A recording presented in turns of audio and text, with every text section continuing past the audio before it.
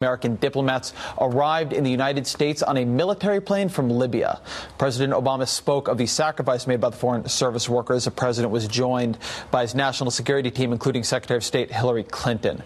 Overseas, protests spread across 17 different countries in the Middle East as anger mounted over a strange and mysterious and very low-budget film denigrating the Prophet Muhammad. In Cairo, Egypt, one protester was killed today in a clash with police who are blocking the way to the U.S. Embassy. We'll be monitoring events in the Middle East during the show tonight, and we will bring you any breaking develops immediately. But back here, there has been a key question since the Romney-Ryan ticket launched their attack on the Obama administration's handling of the events in Libya and Egypt. And that question is, what would they have done differently? And the answer, according to the Romney-Ryan campaign, is if we were in charge, it never would have happened. And why wouldn't it have happened? One word: resolve. Richard Williamson, a Romney foreign policy advisor, said, quote, "The respect for America has gone down. There's not a sense of American resolve. If there had been, then, quote, you'd be in a different situation." Vice presidential candidate Paul Ryan made a similar point, articulating the Romney-Ryan position. In the days ahead and in the years ahead, American foreign policy needs moral clarity and firmness of purpose.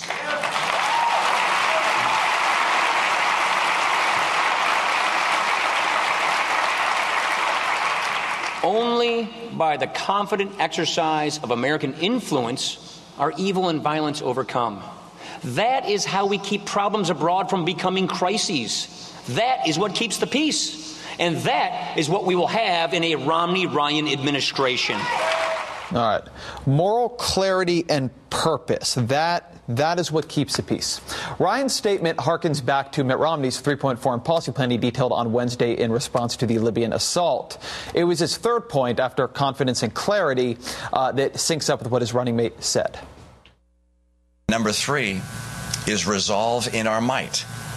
That in those rare circumstances where we decide it's essential for us to apply military might, that we do so with overwhelming force. It is hard to say what it means to run a resolve-based foreign policy against our enemies, because the question is, what form does all that resolve take? For President Obama, there has been a form of resolve. And you can see it right here. It's physical. It is an unmanned Predator drone. Regardless of whether he wins a second term, this will likely be President Obama's single largest legacy in how the American government conducts war. And understanding the centrality of the drone to American foreign policy in this era, understanding that in most cases, or at least many cases, the drone is now how our most committed enemies experience our resolve, helps lift quite a bit of the haze surrounding the events of this past week. The New York Times reported recently that, quote, Mr. Obama has placed himself at the helm of a top-secret nominations process to designate terrorists for kill or capture, of which the capture part has become largely theoretical. Since 2004, U.S. drone strikes have killed 49 militant leaders in Pakistan, according to analysis by the New America Foundation. One of those leaders killed was Abu Yahya al-Libi, a man recently named al-Qaeda's number 2. Which turns out to be a dangerous job these days. Foreign Policy magazine connected the June strike on al-Libi with the fatal attacks on the U.S. consulate in Benghazi, Libya, saying, quote, as details emerge, it appears increasingly probable that al-Qaeda-linked groups were behind the violence, likely acting in reprisal for the death of Abu Yahya al-Libi. Just prior to the Benghazi assault on the 11th anniversary of the 9/11 terrorist attacks, al-Qaeda leader Ayman al-Zawahiri released an internet video in which, according to CNN, he said al-Libi's blood is, quote, calling, urging, and inciting you to fight and kill the Crusaders. By the way, that's something we should be real clear on right now.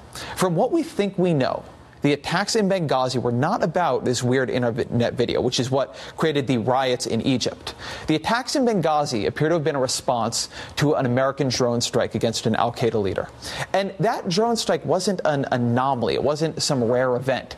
This is how the Obama administration has chosen to prosecute its offensive against terrorism. Although the U.S. government has only officially acknowledged drone strikes in Pakistan, non-governmental organizations and civil rights groups have monitored alleged U.S. drone strikes in Yemen, in Somalia, and in Afghanistan under the Obama administration. In Pakistan alone, though, There have been 344 known drone strikes from 2004 until today, and President Obama has already authorized six times as many strikes as President George W. Bush. Those strikes have killed between roughly 1,900 and 3,300 people, according to estimates by independent groups. And although U.S. officials have gone on record saying the number of civilian casualties from drones is zero or next to zero, independent estimates believe there have been between 282 and 881 civilian deaths in Pakistan alone, as a result of drone strikes. In fact, the government has claimed extraordinary legal authority to what are called, quote, signature strikes. These are attacks that are based on patterns of behavior, either among individuals or groups, not attacks on a specific terrorist presence. And the Obama administration has been utterly immune to criticism on this score. As CNN reports, Pakistani parliament voted in April to end any authorization for the drone program, a vote the United States government has simply ignored. The legality of the program is questioned not only by foreign governments, but by American civilians. The American Civil Liberties Union is taking the government to court over targeted killings. Oral arguments in D.C. Circuit Court begin on this case next week. As ACLU legal director Jamil Jaffer sees it, the president has created a bureaucratized killing program that will be available to every future president and against every future enemy or purported enemy. Right now, the current purported enemy is broader than it was 8 years ago. There's been a shift in targets from al-Qaeda leadership to Taliban foot soldiers. Under George W. Bush, about 25% of targets were al-Qaeda leaders. 40% were Taliban targets. Under President Obama, those numbers are 8% and 50%. An unnamed Pakistani militant told a New York Times report in 2010, and I think this quote is kind of amazing, "It seems they really want to kill everyone, not just the leaders." Even Osama bin Laden, towards the end of his life, was increasingly concerned about drone attacks decimating his rank and file. In a 2010 memo discovered in his Abbottabad compound, he advised his men to, quote, leave the Pakistani tribal regions where the drone strikes have been overwhelmingly concentrated. And that brings us back to Libya. Today, commercial airspace in Benghazi was shut down as drone aircraft flew over the city. A Libyan official told Reuters 2 American drones flew over Benghazi last night with knowledge of the Libyan authorities. They were visible to the eye and came under attack by anti-aircraft weapons used by armed militias. This is the form of President Obama's resolve. It is a resolve that the American government can and should kill those it believes to be its enemies, and it has taken the precise shape and included the firepower of the unmanned aerial drone. That resolve, some believe, may not be lawful, but it is definitely forceful. It's almost ruthless. And we now think it's part of what led to the attacks in Benghazi, which is not to say it's the wrong thing to do. That's a more complicated question. But it is to say that the idea that more assertive application of American power will lead to less violence against America is a hard idea to find evidence for in recent history. And so the question for Governor Romney is what exact form his resolve would take, such that it would simultaneously be more effective and encourage less backlash from the terrorists who feel their power is slipping away. Joining me now is Rajiv Chandrasekaran, associate editor at The Washington Post, and someone I am very proud to call a colleague. Rajiv, it's good to see you. So, Rajiv, you know all of this 100 times better than I do. So I want to begin by simply asking you, is this right? Is drone warfare under President Obama really as central and unprecedented as it seems from the numbers? Oh, most certainly. I mean, there's been a massive uptick under President Obama. It is a fundamental, principal tool of the way this administration wages war. It has been the principal tool that we have used to decimate the ranks of al-Qaeda. Yes, SEAL Team 6 was responsible for the killing of Osama bin Laden, but really the evisceration of the middle and upper ranks of al-Qaeda's leadership in the tribal regions of Pakistan has been because of a result of drone strikes targeted and operated by the Central Intelligence agency, as well as our most significant inroads, in some cases, against Taliban figures in Pakistan.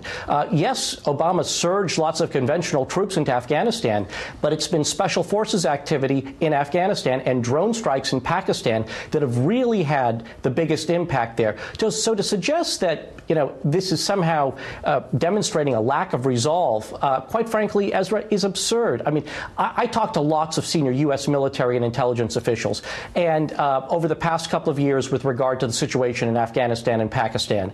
And Ezra, not once have I heard any frustration, consternation from them that they have not been able to take out a target that they thought was a legitimate target in Pakistan or in Afghanistan using a drone, and getting any sort of pushback from the administration.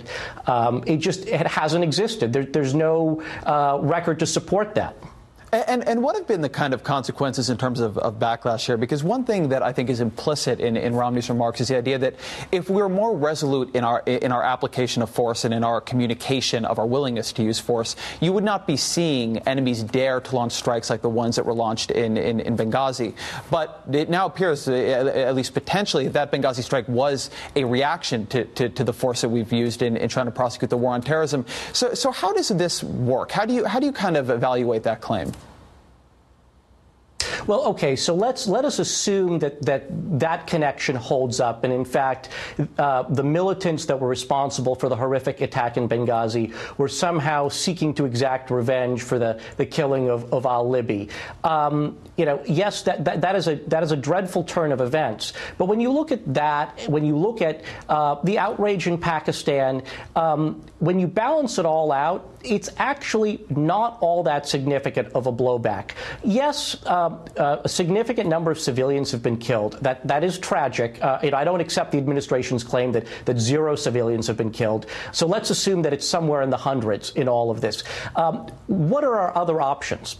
If we were to send in ground forces there, or special forces by helicopter, let's say into the tribal regions of Pakistan, that would put our troops at much greater danger and probably lead to even greater civilian casualties. The other option would be to simply leave those figures alone and not target them. And that would pose significant other risks for the stability of that region and for U.S. interests. And this White House is determined that those are figures that simply can't be left alone. Yeah, this is a common problem, I think, in these conversations. We don't sufficiently consider the other options. Rajiv Chandrasekaran, thank you so much. It's always a